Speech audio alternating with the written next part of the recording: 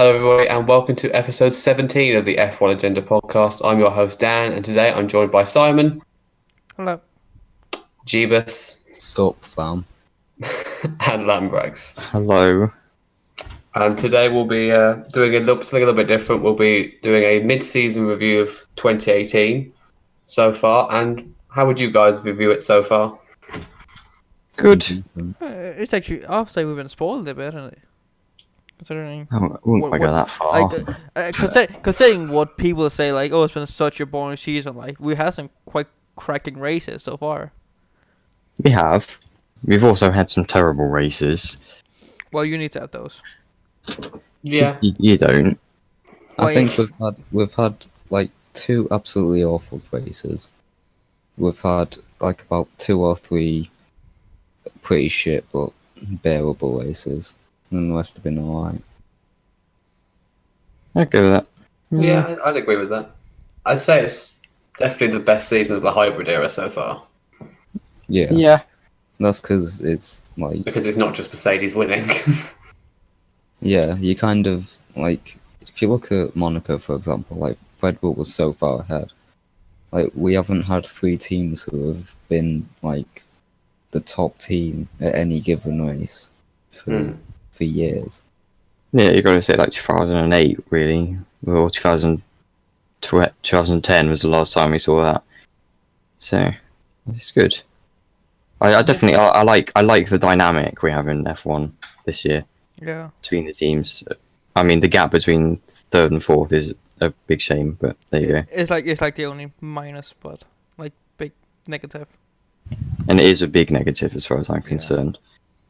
Yeah. Because it sort of becomes like Le Mans. Yeah, with Toyota versus the rest of the privateers. Yeah. And it's basically, the gap is basically the same, like 1 to 2 seconds. It's Because like by the time the first stint is finished, like they can just pit and like they're in their own little race. Yeah. And I'd love to see the midfield affecting pit stops and Also, when faster cars start at the back, when they cut through the field, no one tries to. They just go, "Come through!" no, and it's Quicker than me, and so- people are always like, "Oh, what a great drive from Hamilton! What a great drive from Ricciardo!" Like it's fucking not. Like it's just it's easy. like if you see both Vettel, if you see like F1 has posted the onboards of Vettel and Hamilton making it back in France and Silverstone, like like you can see how every midfield car just let them through, doesn't even battle them, basically. Like what's impressive is Jenson Button in Canada 2011 driving from last to first Yeah. in like 30 laps. Like that's impressive. This is not impressive. But being gifted at least 6 because people don't want to fight you is not. It's just isn't. And it's still, and I mean, I'm not saying that they weren't good drivers because they were in a sense that once they got through they were quick, but still. Yeah. I think that midfield gap is something they have to look at least. Yeah. I don't know. I'm not sure there's much they can do. Well, the simplified front wings for next year should do something. Hopefully, and they look absolutely brilliant. By the way, Yeah. lots of people have been saying they don't, but I think they look amazing. Yeah. I like them. And if you take Williams, it looks very, very colourful at the test. I'm not gonna lie, I actually like that. I reckon those colours work well together in a livery. I'll say the colours in the end looked a bit like your profile picture, like the background of your profile picture, Lambrecht. Exactly, I like that. That's cool. Maybe Lambrax is going to get taken up to Williams or something. Hopefully, if they want to employ me, that'd be great. If anyone for Williams is watching. I enjoy money. I enjoy F1. It's a good. It's a shame Williams haven't got any money to give you. That's true. Good point. That is true. Even though they get quite a big payment of like historic bonuses, historic bonus. Yeah, historic bonus. But Still it's not not enough. enough.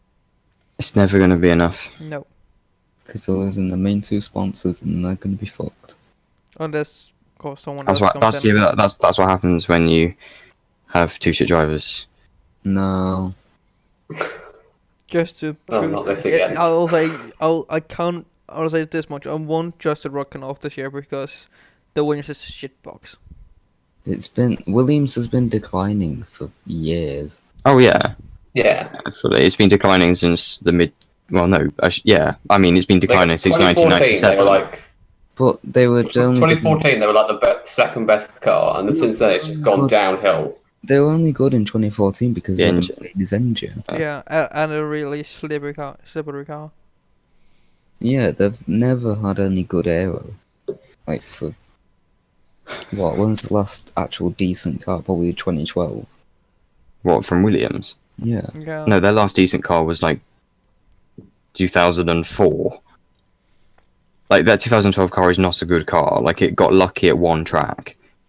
Yeah. Mm, With the most meme Right. driver in it, of course. Maldonado was in the top. He was in the top 6 for a fair few races. I mean, it was like all right. Like it was sort of like similar to like a Toro Rosso or Sauber today, Yeah. Mm, but not Yeah. where Williams should be. No. Williams is a Formula 1 team with a lot of pedigree. And it's Although I mean, sad. I say that, but then like then by that logic, McLaren should be at the top, and Renault should be at the top, and Sauber should be at the top, because like they all have been at the top. So, it's just the ebbs and flows of F1. But unfortunately, I don't see Williams ever flowing again. No. No. Like McLaren, there's the thing about McLaren being between McLaren will 10 years. McLaren will but get back eventually. Williams Because would probably be more like 20 to 50 at this point. McLaren have too many resources and they are too good to never come back. But Williams are just they will never achieve the same heights. No, Yeah. not on their own. Like they may get like bought out by Mercedes or something to make them into a B team. They'll never. But then, return yeah, to but a if they league. get bought out by Mercedes, then they'll never win a world championship. So Exactly. they'll never even get close. No. Like, there's a reason why Force India are fourth and only fourth, Yeah. and Mercedes are one of those reasons Yeah. because they never let it happen. Mercedes is like the kind of suppliers to say like they tested the own parts first, then after college they gave it to the custom teams. I mean, that's why Renault want to get rid of Red Bull, Yeah. because Renault want to be at the top, Yeah. and they will Yeah. be, and they don't want Red Bull to be in their way. Well, they quote themselves. They want to be the best Renault-powered team on the grid. Yeah. So taking Red Bull out of the situation definitely helps them. And it's the right thing for them to do. Exactly. Yeah. Like Renault is, I would say, considering where they were 2 years ago in 2016, they made significant progress. Absolutely. And yeah. the next step for them is joining the top 5 now. Which is the big final step. Yeah. Like they've gone from like kind of in the middle of the midfield, they've now got to the top of it. Now it's just that really big step to get them back to where they want And to be. they have two drivers that will be able to take part in championship battle. But which is the second driver? Well, either way, if Science or Ocon, then it will be fine. Like both are good drivers. Both could be world champions, Yeah. Yeah. and there's no reason why Hulkenberg couldn't be if he was given the car to do it in. I know. I feel like Hulkenberg is so underrated because he's never gotten the podium. Yeah, he's massively underrated. I really think he's really good. I don't think he's underrated. For the simple fact that everyone always says that he's so underrated, by just that he's not. If you get me. I don't. Like, the amount of people who say that he's underrated means that a lot of people rate him highly, which in itself doesn't make him underrated. Or who says it? Who says the fan system wants to that underrate him? Like, I just feel like as a driver from probably in the paddock, he's a bit underrated. I don't think he's underrated because you've got to think he's an established midfield driver. I mean, if you ask anyone who likes F1, who knows anything about it, if they say, would you get rid of Hulkenberg at Renault, they'd say no. Yeah. If you said it last year, they'd say no. If they said in 2016, but then again, if you ask a fan, if you ask an F1 fan, should Hulkenberg be in maybe in like a top team, they will also say yes. well, he was linked with Mercedes in 2016. Yeah. I think that I genuinely believe that would have been better than Bottas. Probably.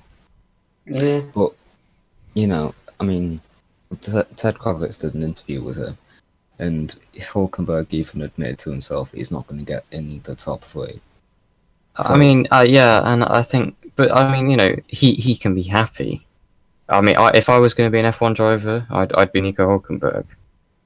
yeah. Yeah. Because he's got it great. He's well liked, respected as a good driver. Got a good berth and a good team where he's not going to get fired anytime soon, and he's got a chance of getting to the big time with the team that he's at. And he got a great offer from Magnussen last year. Well, debatable. for what perspective you come at, but And he's also just an all-round lovely man.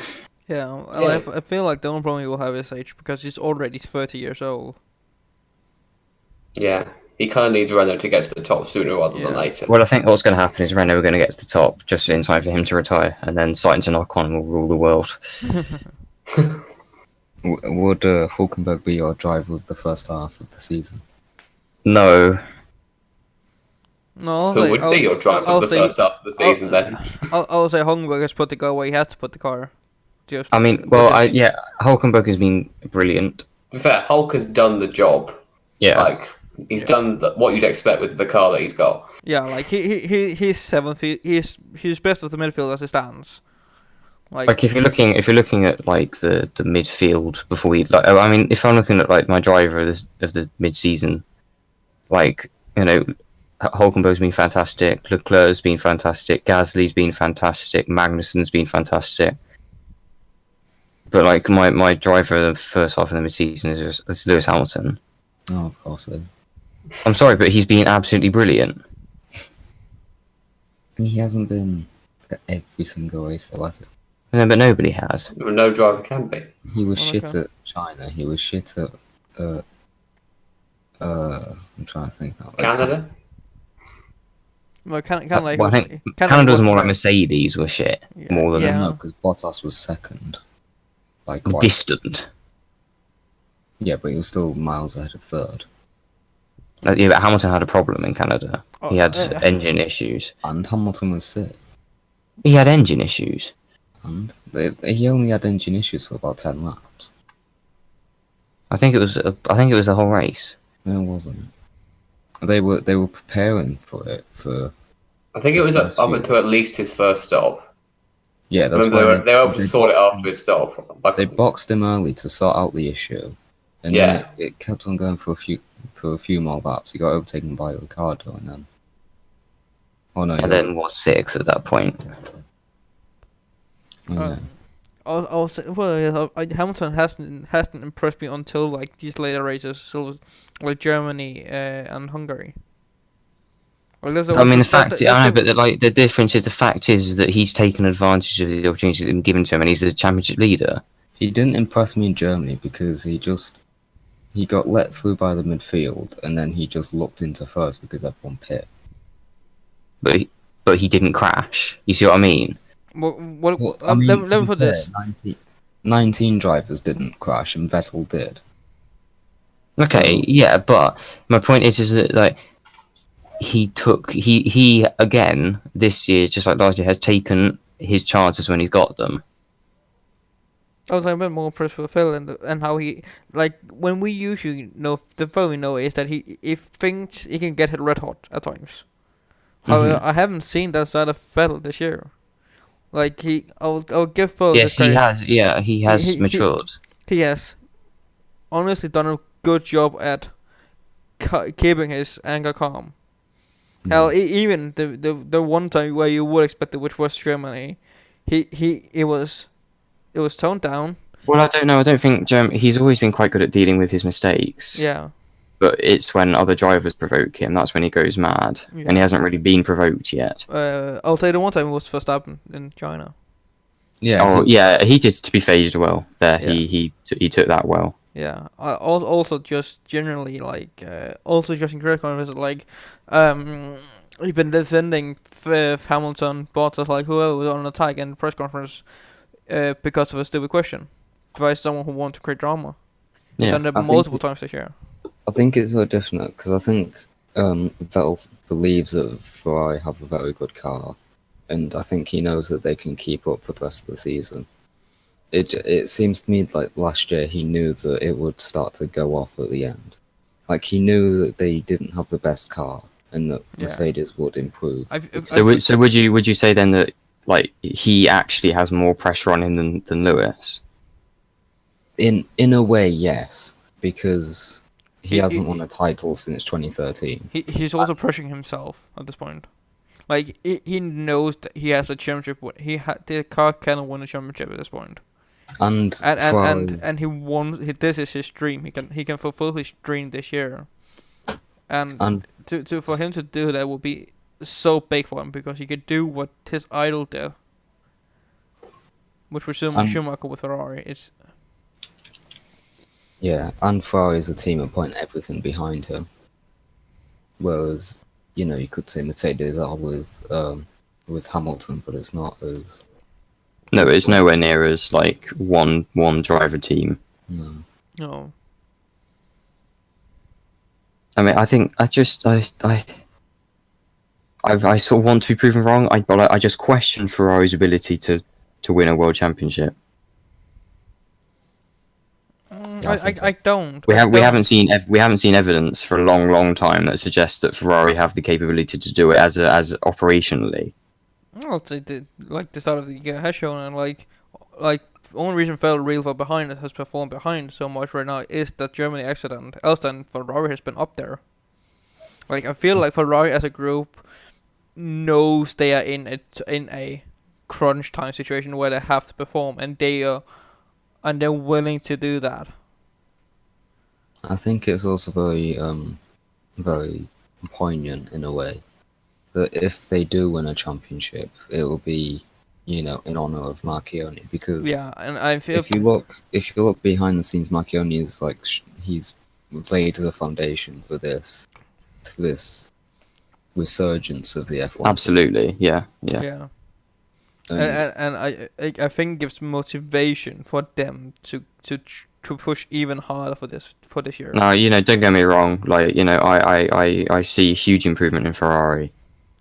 They feel more cohesive as well as a full team.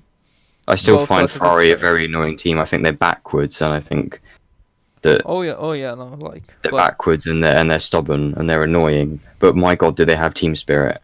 I think that's And they have respect for racing, and they have Yeah. respect for their competition. And Oh yeah, like don't mistake that. As much as they seem backward and such, Ferrari has huge respect for the entire paddock. Like the entire paddock has respect for them. yeah, it's no matter if it's the biggest rivals right now, Mercedes, or it's if it's the Honda guys down towards the end of the paddock, like they respect everybody, and I just feel like it's a Ferrari that's cohesive, that works together and likes each other. Exactly. I think that's something that we've seen this year in general with Formula One. That it's been a little bit more sporting. Oh yeah, no, And like everybody's been quite happy and like sort of yeah. friendly. Yeah, and I will say it's nice to see, really. Like, of course, you can have occasional like little scrap or like angry moment between each other, but it's Then things have been sorted out. Yeah, like the Verstappen thing with Vettel got sorted out. that was like a little the problem met behind the paddock, talked it out, went back to the garages to talk with the guys.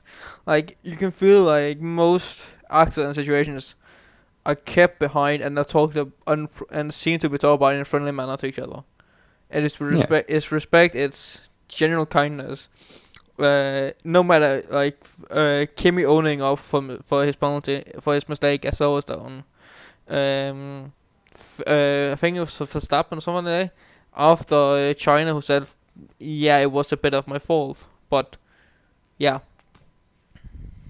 That pleases me. Yeah, But there have been. I mean, I think as well something else that we should touch on is Force India, Yeah, that's a situation right now. because it is desperate. Yeah. and since the last podcast, things I think have slightly It's gone taken turn gone for the awry. worse. So things have taken turn for the worse with the whole with the prize money agreement falling to pieces. It's massively a shame.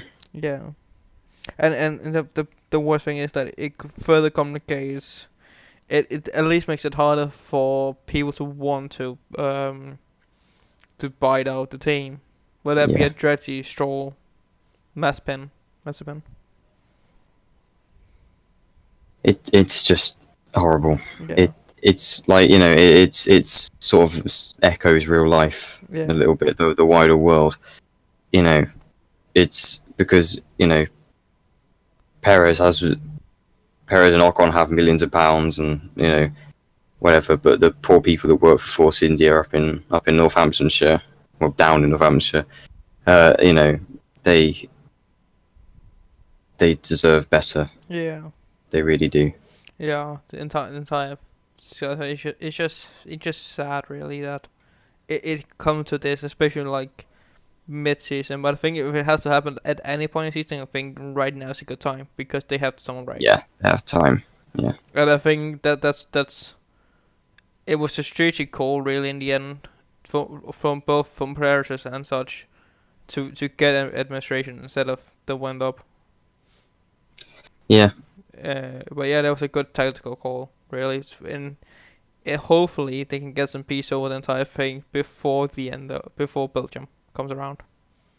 Hopefully so. That would be the best thing for everybody. I mean, yeah, it's just over. I think that it's systematic of Formula One. You know, Yeah. we saw the 3 new teams come in. Coming like within 6 years they were all gone. Well, Or 5 years. Five, yeah. They got spat out the other end, and you know. HRT lived after what, 2 or 3 years? Yes. K-Dem went out in 2014 and Mano barely scraped through 15. Yes. Obviously. And the new meta barely scraped through 16. Yes. It's a shame, and Yeah. and that's something that Formula One needs to fix Yeah, heading into the future. yeah, It's a real shame. yeah. Talking about the future of F1, I think we should touch on the driver market. We've already said about Renault, but the things talking about Force India, about Stroll going in there. So, opinions. I know Lambrex won't like it. I hate it. I really do. I'm not saying that like Stroll is like the worst driver to ever be in Formula One, because he's not. Yeah. But the fact is, Force India could have well, Perez and Ocon. Firstly, they could have George Russell. It looks like Williams are going to get George Russell. But in theory, they could have Russell. You know what I mean? In theory, yeah. Like they could have Russell. They could have Mazepin. Mazepin isn't better than Stroll.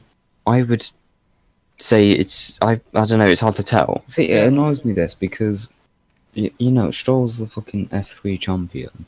And then just because, Mazepin's in GP3, like, you're just thinking the GP3's better.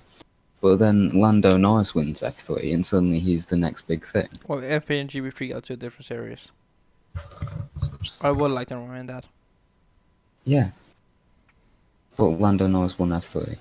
And then he did the exact same thing that Stroll did. Stroll shouldn't... Didn't Lando Norris also win? Stroll shouldn't... He wasn't ready for F1. Absolutely.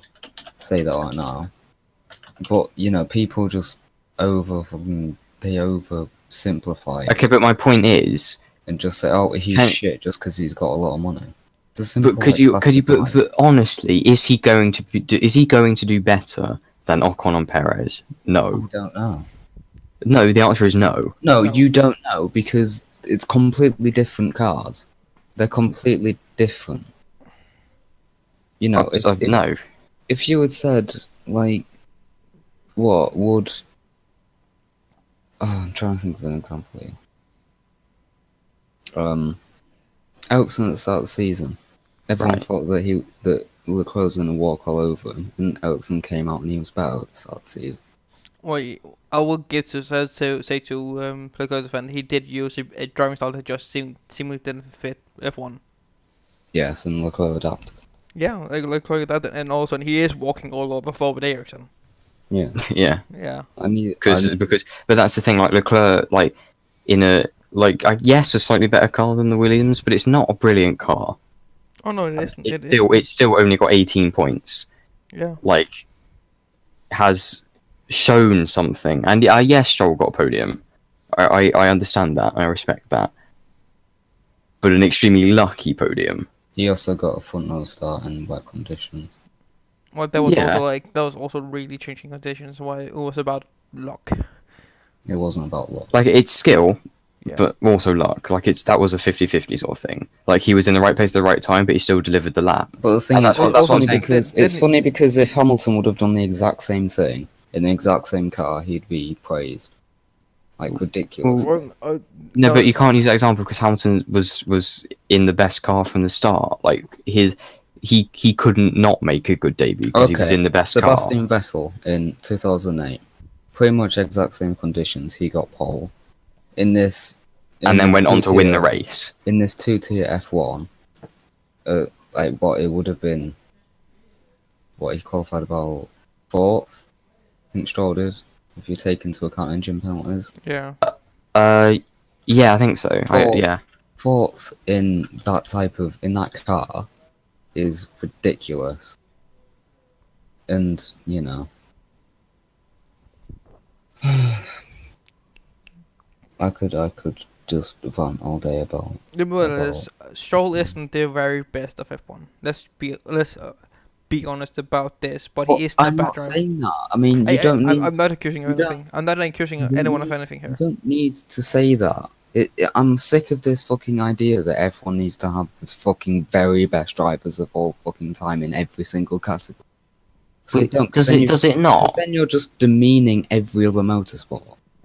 Well, no, but yes, because because I'm not because I genuinely believe that Lewis Hamilton, Sebastian Loeb, and I don't know, like Andre Lotterer, they are all equally brilliant racing drivers.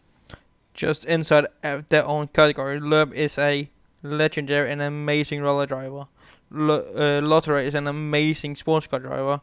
Hamilton, for example, is an amazing Formula driver, single-seater driver. Like, they are all brilliant. But within their own category, within their own spectrum. And maybe Stroll has a place in Formula 1, and it's in a lower team. But because of what I'm saying, because essentially the Force India is like the 4th or 5th best seat in Formula 1. Maybe 6th. I mean, well, who knows? Like, maybe 7th. But I just feel like when you could have George Russell, why wouldn't you? Because of money. And that's the problem with Formula 1. But it's not.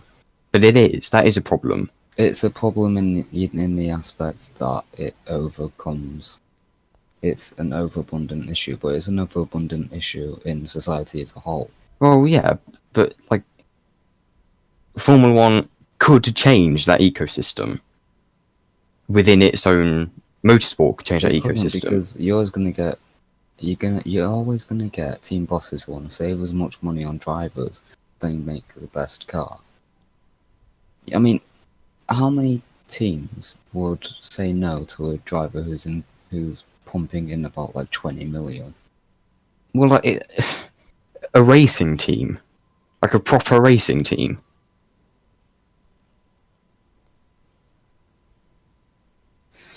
Because I think I'd rather invest in the fact that you're going to be higher in the championship, but than because it's going to be the long-term benefit versus the short-term. I genuinely believe that without the amount of income that Stroll has, he would be in F1 at a point in his career. At a point in his career, just not right now. The money has. That's the whole problem because like he got drafted in straight from Formula 3 Europe to Formula 1. the money has accelerated his career more than he was ready for. Because I Which mean, it- look, Lando Norris, George Russell have been through F3, like Formula F3, then GP3, then F2, where they are now batting where they're being proven.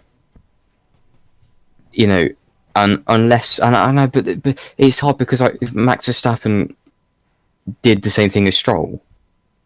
He went straight from Formula 3, although was Verstappen in Formula Renault? I believe it was F3. F3, okay, but he went from F3 straight to Formula 1. Yeah. Although, But but then it's the same thing as Hamilton. Like he got straight into like one of the best cars on the grid. yeah. Well, But then Hamilton, but in that the thing is, but you can't deny that Verstappen is like going to be a world champion. But you that could was deny also having why Stroll. I believe Verstappen was moved directly to Torres, not because of money, but actually because of actual talent and results. That was why he was moved over. Oh yeah, well yeah, because they realised that they had like Yeah. literally like the best driver of a generation on their hands. And I think Jos Verstappen's been a bit of a prick about it. Oh yeah. So I believe he basically said to Red Bull, if you don't give him a seat, then we're going to just sell him to Mercedes. Well, did it not work? I mean, Yeah. like No, I'm Yeah. he was a prick about it. Maybe he was a prick Supposedly. about it, but he sort of he realised what he had on his hands. He destroyed one Russian guy's career, but yeah, he got into a Red Bull team. He had the prodigal son of Formula One Yeah. essentially. You've got to take into account really the amount of stress that F1 produces, and Yeah, you know, okay. Stroll is ridiculously, strong for the amount of shit he's put up with. Because I mean, F1 it's not just about the cars. It's not just about the pressure of carrying a team. It's all of the extra stuff And I give him credit because he is Oh. carrying a team. outside of anything of that, and it's completely different to F3. He had no preparation for that whatsoever, and he goes into it straight away head first, and he's being hated from testing before he's even had a race. And I'll admit, I partook in some of the memes which were from testing. I'll But say, I- I'll say the but one I was- problem, I have with Stroll, which I also have with Verstappen, is the fact that they came in so young. Well, Perhaps, yes. I some drivers are ready, like because they are Yeah. so ridiculously good that it doesn't matter. And Matt Verstappen is that. Like he is so ridiculously good that it didn't matter. I don't Yeah. think it's about. I don't think it's about. And same talent. with I don't Charles think- Leclerc as well. I don't think. Maybe it's perhaps talent in a way, but I think it's just pure. Leclerc came into F2, and he was backed by Ferrari. Yes. He had had prior knowledge about F1 from Jules Bianchi. Yes. He was. I think his dad's mates with Esteban Ocon's dad as well. Yes. Yeah. So, he's going to be talking to Ocon as well. So he's got all of those links. So he's and then Max has Jos Verstappen, his dad, who's going to be telling him all about it, who has links himself. So I think it's about Max and Charles Leclerc have had a much better preparation than Stroll did in terms of Absolutely. the pressure that they're going to have. Also, Leclerc also has, like, he has had so much outside, like, not even being F1, he had experience with F1 outside of actual driving there. There's a Bianchi, a bit of Ocon as well. Like, he's been prepared probably really, really well for F1. Like it's not a surprise because No. Leclerc won GP3 and And F2. also, he hasn't even been rushed in, which he's only 20 years old. He'll be 21 later this year, like. He isn't even that young compared to Stroll, Verstappen. Yeah. I think we should move on to actually, the point of the podcast. It's pointing for us, Yeah. but it's nice Yeah. to have the debate as well. That's sort of what's actually interesting a lot of the time. Should we talk about our best drives of the season? Okay, yeah, best driver of the season. For I- me, No, go ahead, you, because I need to think.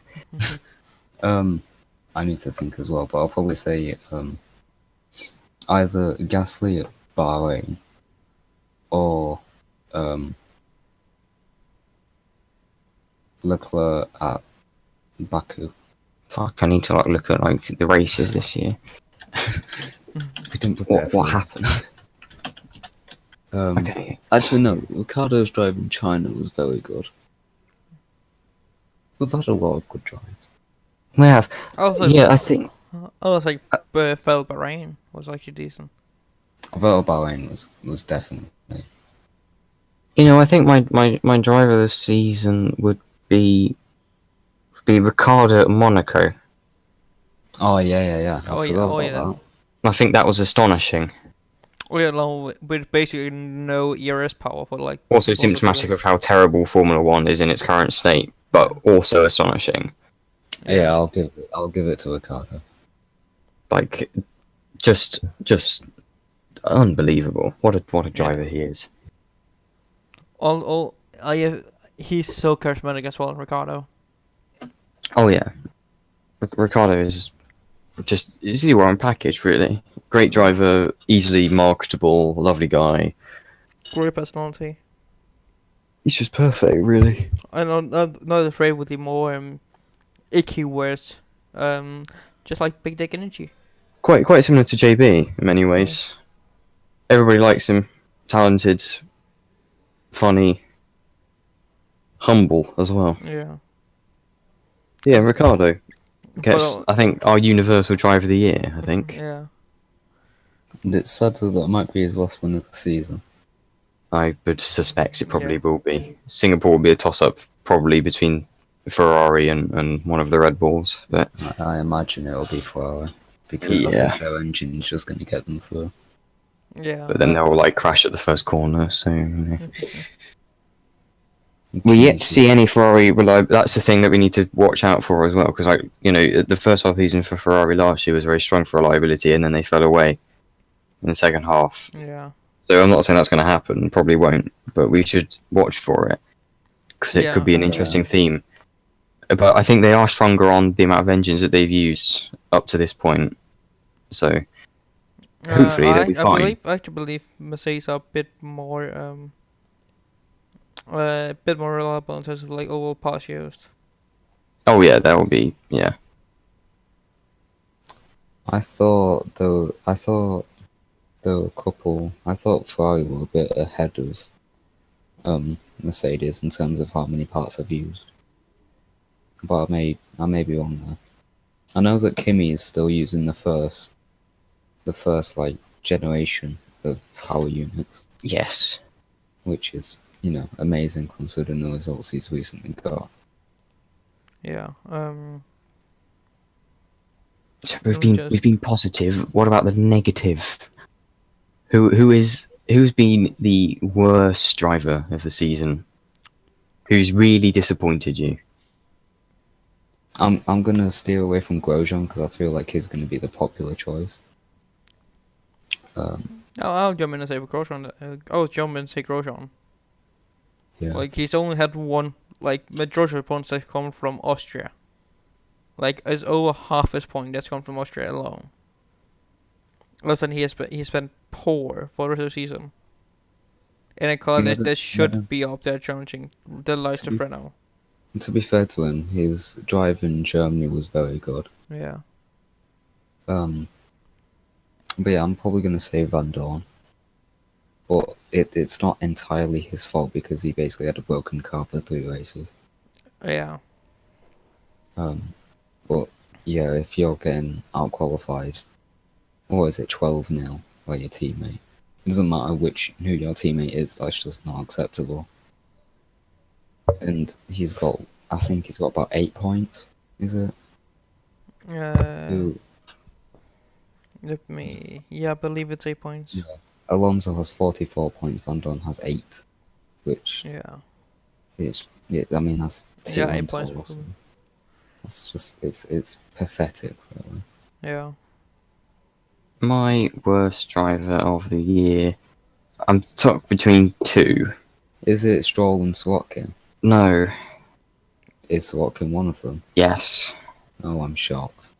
Well, he just hasn't been good, has he? He's been unlucky. I'm sorry, you can't be unlucky for 13 races. How many races have we had? 12? 11. 13? 11, okay. No, we've had 12 on. Yeah, 12. Yeah, 12. It's either Sorokin or Sainz. Science. Yeah. Sainz has not been very good this year.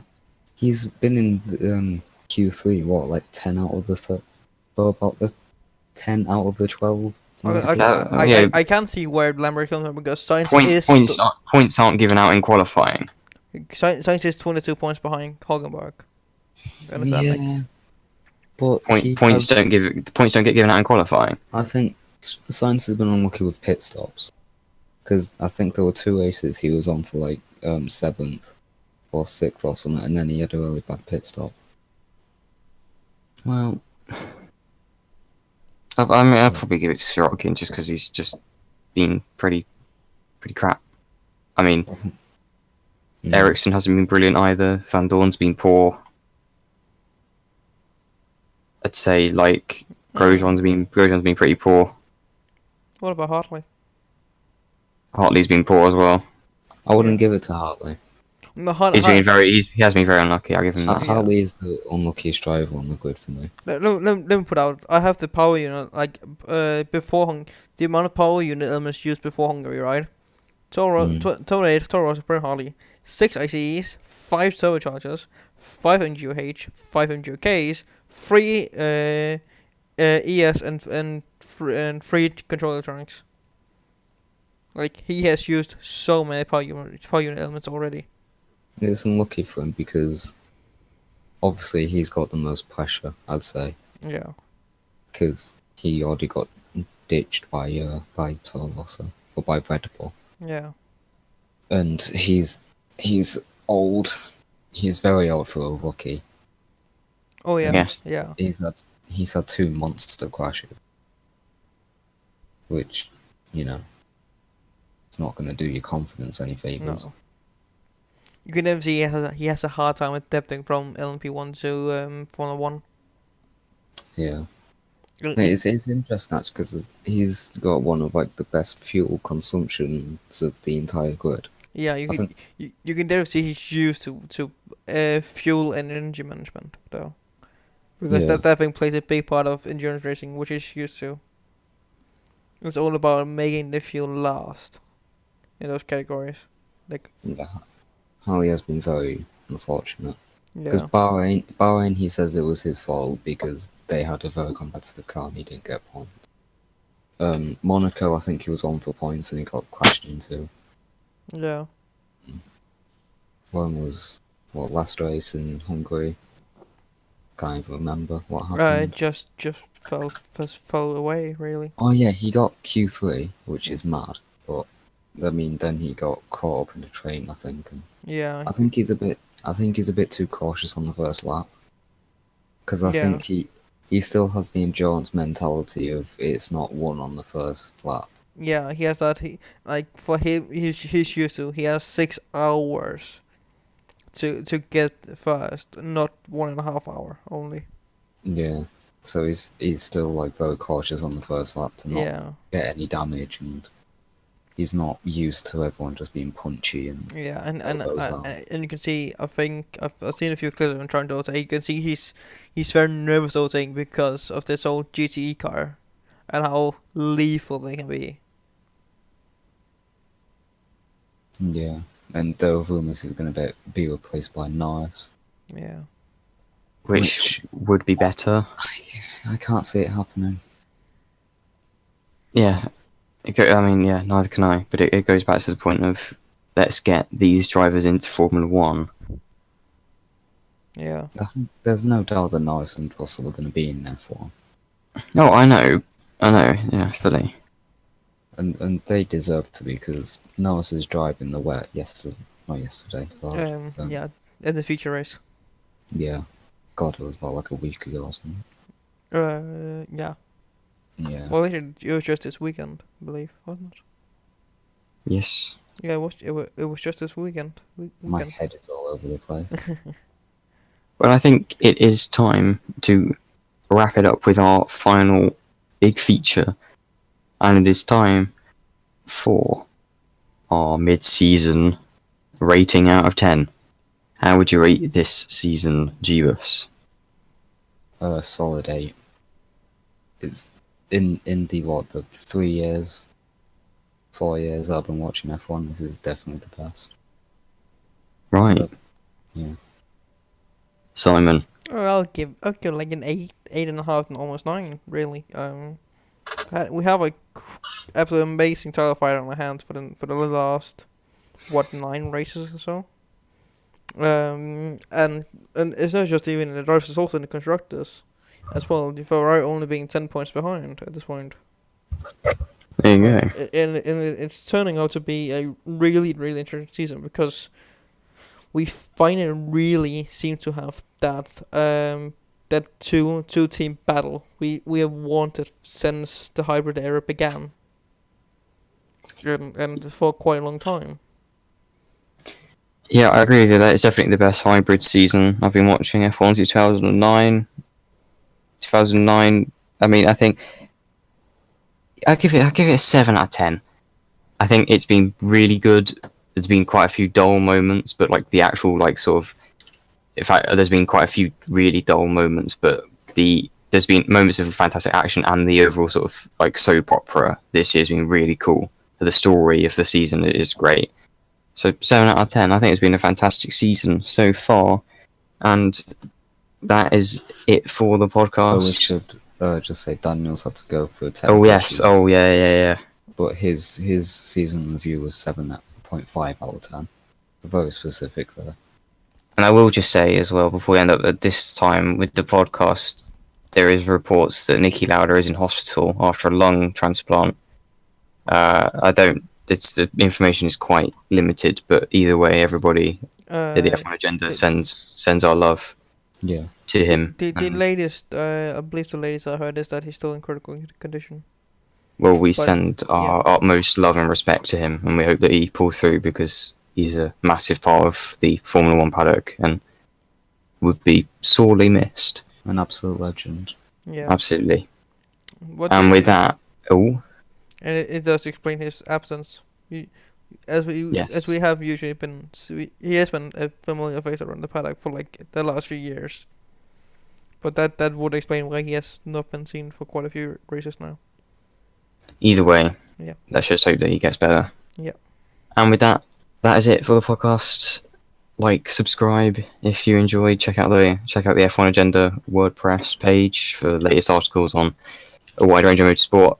I'm not going to be on the podcast for the next couple of weeks because I'm on holiday, but these boys will be doing a Formula E review, I believe, and a preview for the Belgian Grand Prix. I'm going to be in Spa next week, so I'll be taking some pictures, doing a bit of track reporting ahead of the Grand Prix. But for now, that is it. We'll see you next time. Goodbye. Bye. Bye.